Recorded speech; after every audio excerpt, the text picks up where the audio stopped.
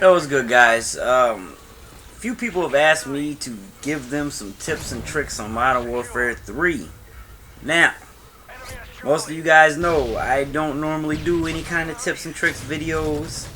Don't worry though, you're not going to get 50 billion little 30-second videos telling you one thing of how to get better at the game or anything like that. I'm just going to sit here and talk about the things that I think are vital to being good at this game. Honestly, with Modern Warfare 3, it's probably the first time I'm going to say this of any CODs I've ever played. I actually think that playing with a team is definitely towards your advantage. I don't even want to play, as bad as I want to play Modern Warfare 3, I'll wait a half an hour to play to get a team together, because if you go in with 3 or 4 people, you might be okay, but if you go in by yourself in this game, you're going to lose. You're going to lose a lot, because most of these people that aren't going in together, they're going in solo, they're the guys that you're raping every game, because they have no communication. They're running around doing this or that or the other. And if you're going to play any of the team-based games like Kill Confirmed or Team Defender, Domination, you're going to need some teamwork. So that's definitely my first major thing that I would say about Modern Warfare 3. Teams help you win, period. You can't really... Honestly, there's been a few games that I would have lost if I would have cared about going positive or negative. I don't worry about... I do, you know, I try to keep it some kind of a KD. I mean, try to keep it positive at least. Right now, honestly, right now, my KD's only like a 1.05 or some shit, because, you know, I go for the objective no matter what. I don't care if I go negative 20. I'm going to make sure that I win the game. That is where probably most of your points are going to come, from winning the game. You know, it's going to be a combination of everything, but I don't know. I have like I've played like almost 200 games now. I think I got a 6-point-something win-loss record. Take advantage of the perks, the kill streaks. Just remember this. If you're not amazing at this game and you're not going to get an AC 130, but once out of 30 games, don't run the AC 130. You're going to get more points. You're going to help your team out more by running things that you know that you can get. If you know you can get a UAV, 5 of them a game, but you can't get the AC 130, you're going to get a lot more points off that UAV, and you're going to keep a UAV in the air for your team. You know, if you just aren't, you know, getting a lot of kills at all in this game, and you're dying a lot at the moment, run the support class, because the support perks, you're going to get those regardless.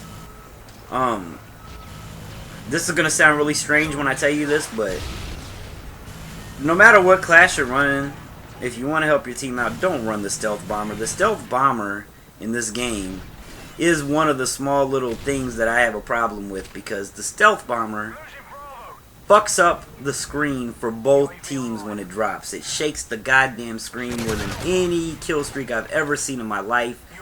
And I've seen plenty of teammates that run that get their other teammates killed during the process. So to me, it's almost ineffective.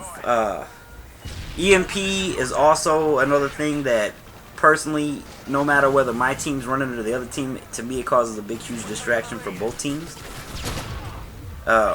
When it first comes out, I don't know, because, you know, I guess I can't say, because I've never seen my teammate drop one and then, you know, paid much attention, but I don't know.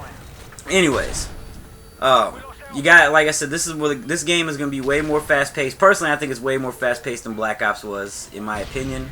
If you're not a good rusher, then you might not want to just straight run around. I wouldn't advise camping that much either, because here's the thing, there's a lot of choke points, a lot of flanks on these maps.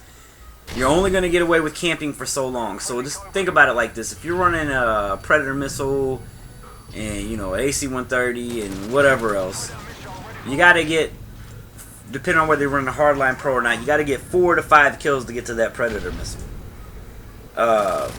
Chances are, more than likely, if the other people are playing with a team, you're gonna kill 1 or 2, 3 people, and they're gonna hunt you down before you get to those kill streaks. So I would say play smart if that's what you need to do. Run if that's what you're good at. You know, it's all depends on the person. I don't know. I think I play a little bit of both. I try to run around as much as possible, but sometimes, like right now, you know, I just threw up my try to throw up my helicopter, and I can't get in there because there's already one up. If there would have been a helicopter, if my helicopter would have went up, I possibly would have not really ran, but walked to my next couple kills, because these kill streaks are stackable. As long as you are alive and running assault, your kill streaks will roll over again and again and again. Now, I think I had this happen. I'm not 100% positive.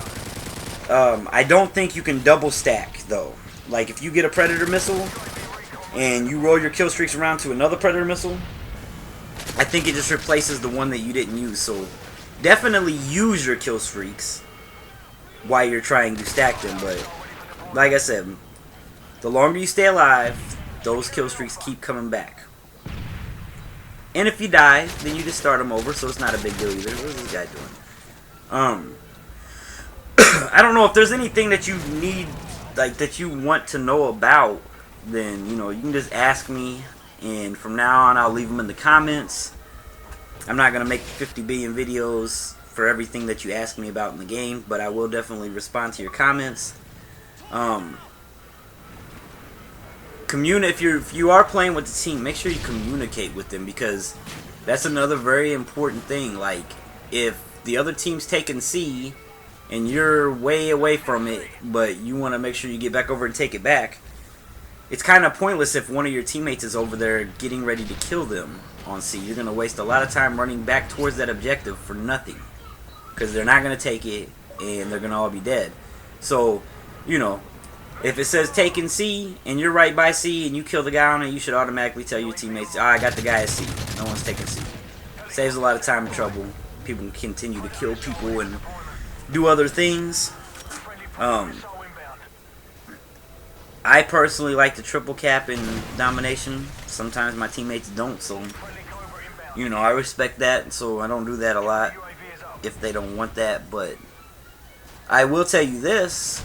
In this game, it does make a big difference, triple capping, because if you kill one guy, take 2 objectives, and you have Hardline on Pro on, right? And you're running a Predator missile. All you have to do is either kill one more guy or take one more objective, and then you automatically have your Predator missile. And if you run an attack helicopter with Hardline Pro, that is 6 kills, so you're 2 kills away from that.